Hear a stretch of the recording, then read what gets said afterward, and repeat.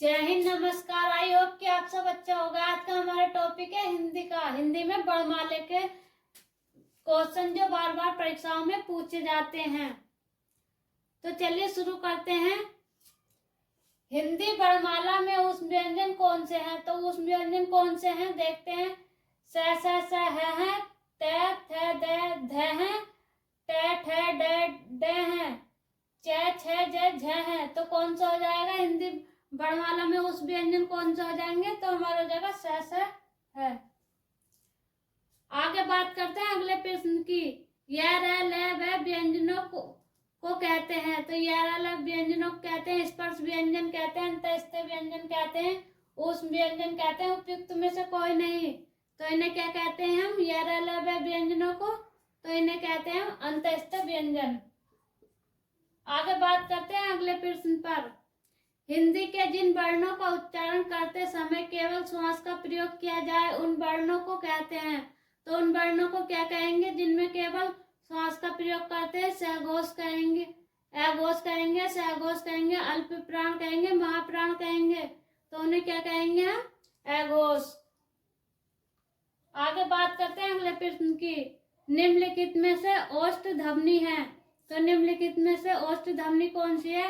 ल है, र है, स है, फ है। तो क्या हो जाएगी ओष्ठ ध्वनि? तो हो जाएगी फ। आगे बात करते हैं अगले प्रश्न की। वोवेल को हिंदी में क्या कहते हैं? तो वोवेल को हिंदी में क्या कहते हैं? अक्षर कहते हैं, व्यंजन कहते हैं, स्वर कहते हैं, संवृत कहते हैं। तो क्या कहते हैं? स्वर। आगे बात करते हैं अगले प्रश्न की। कौन स्वर नहीं है? तो कौन स्वर नहीं है? ए नहीं है, ऊ नहीं है, ए नहीं है, ब नहीं है। तो स्वर कौन सा नहीं है? ब। आगे बात करते हैं नेक्स्ट प्रश्न पर। जिन शब्दों के अंत में ए आता है उन्हें क्या कहते हैं? तो जिन शब्दों के अंत में ए आता है उन्हें क्या कहते हैं? अनुस्वार कहते हैं, अयोगवाह कहते हैं, अंतस्थ कहते हैं, अकारांत कहते हैं। तो उन्हें क्या कहते हैं? उन्हें कहते हैं अकारांत। आगे बात करते हैं नेक्स्ट प्रश्न पर। निम्नलिखित में से कौन सा वर्ण सघोष है?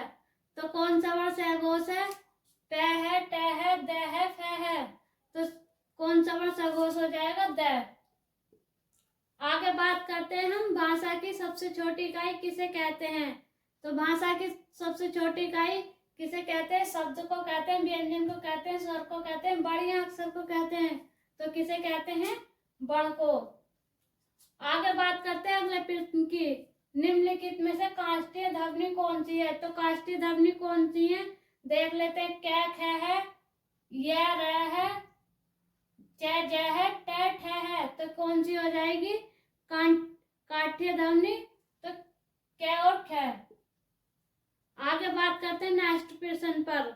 निम्नलिखित में से उच्चारण स्थान के आधार पर मूर्धन्य व्यंजन बताइए। तो निम्नलिखित में से उच्चारण स्थान के आधार पर मूर्धन्य व्यंजन कौन से हैं बताइए। ग ध है, ज झ है, ड ठ है, प फ है। तो कौन से हो जाएंगे इसमें?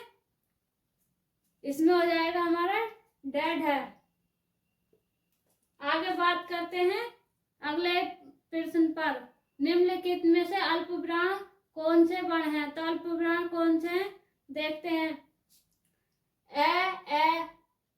ए आ है, कै ग है, ए आओ है, प फ है। तो कौन सा हो जाएगा? कै और ग। और आगे देखते हैं। अब बात करते हैं अगले प्रश्न पर। निम्नलिखित में से कौन सा सघोष वर्ण है? तो कौन सा है? ख है, च है, मैं है, छ है। तो कौन सा सघोष हो जाएगा? मैं। आगे बात करते हैं अगले प्रश्न पर। निम्नलिखित में से एक वर्ण व्यंजन नहीं है। तो कौन सा व्यंजन नहीं है? ऊ नहीं है, ख नहीं है, र नहीं है, प नहीं है। तो कौन सा व्यंजन नहीं है इसमें?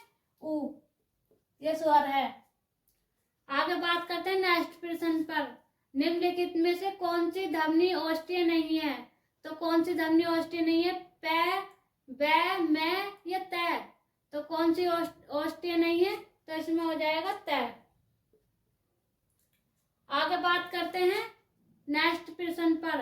ए और अय वर्ण कहलाते हैं। तो ए और अय वर्ण क्या कहलाते हैं? नासिक्य, मूर्धन्य, ओष्ठीय या कंठतालव्य। तो क्या कहलाते हैं ये? कंठतालव्य।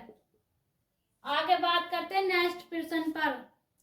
छह ध्वनि किस स्वर के अंतर्गत आती है? तो किस स्वर के अंतर्गत आती है? मूल स्वर के, सहघोष वर्ण के, संयुक्त वर्ण के, तालव्य के। तो किसके अंतर्गत आती है? संयुक्त वर्ण के। आगे बात करते हैं नेक्स्ट प्रश्न पे। जय वर्ण किन दो शब्दों से मिलकर बना है? तो किससे मिला? जय और ऐ से मिला है, जय और यहाँ से मिला है, जय और ध्या से मिला, जय और ने से मिला। तो कौन से मिला?